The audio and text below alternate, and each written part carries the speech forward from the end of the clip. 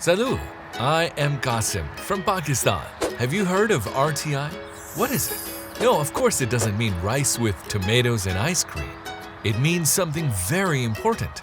R for right, T for two, I for information.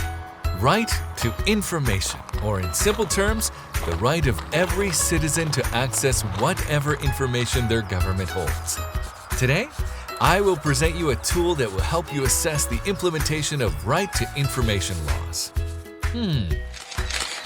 Let's begin. It all began with filling the gaps.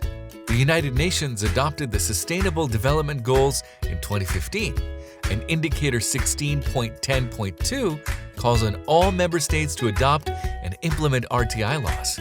We needed a methodology to assess whether states have complied with this very important indicator. So, voila! We give you this methodology to fill that assessment gap. Let's find out more.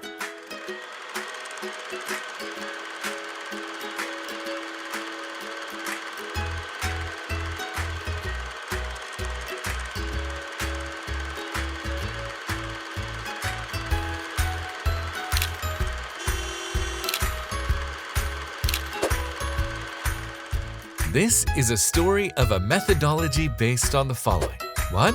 A study of Pakistan and other countries' RTI laws. 2. Observations of implementation efforts in Pakistan and other countries. 3. Attempts by others to develop RTI implementation assessment methodologies. And finally, the methodology measures 4 different areas. First, central measures, or what the Information Commission has been doing. The next 3 look at actions by different public authorities. One is about institutional measures. Did they appoint an official to process requests? Second, what information are they publishing proactively? For instance, even without a request. Finally, how do they respond to requests or reactive disclosure? 6 different assessment tools are used in this methodology. Let me explain them one by one. Number 1, desk-based literature review. Some of the key categories include online reports, annual and other reports by public authorities and oversight bodies, assessments or evaluations of the RTI system, for example, by civil society organizations or academics. But this is not enough, which brings us to number 2, review of proactive disclosure. For the Information Commission, this involves a review of the decisions it has adopted on appeals. And for proactive publication, this involves a review of what has been published by different public authorities on their websites and in other ways. This brings us to the 3rd point, key informant interviews. Now, perhaps you're wondering, who exactly needs to be interviewed? Well, it depends on the assessment area, but some key types of experts are members of the oversight body, public information officers, PIOs, senior officials, key civil society groups, journalists who make frequent RTI requests. Talking of information, number 4 takes us to self-assessments. This covers all 4 assessment areas, reflecting their importance as a source of information. For the central measures, the oversight body will conduct a self-assessment.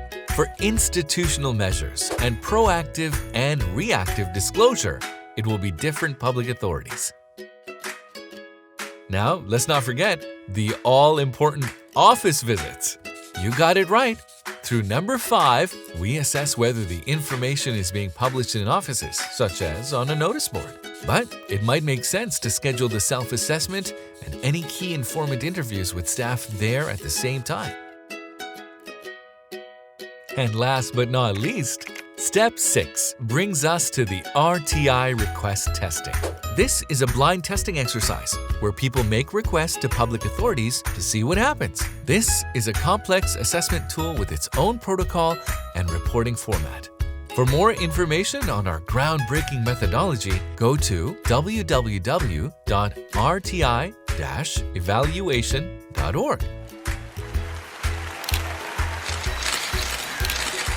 Ha! You see, our success story doesn't end here.